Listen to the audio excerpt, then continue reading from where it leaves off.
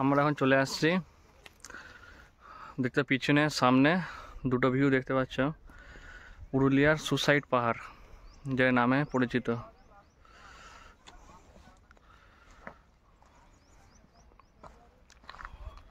নিচে একটা তালাব আছে, জলের তালাব, বুঝতে পারছেন এটা নদী মতন লাগছে,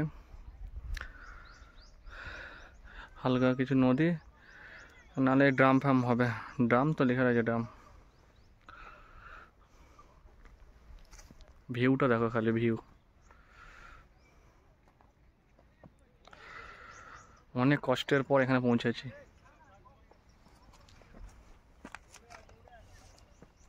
চারিদিকে পাহাড়, আর আমরা যে মিডিলে আছি ওটাও পাহাড়ের মধ্যে।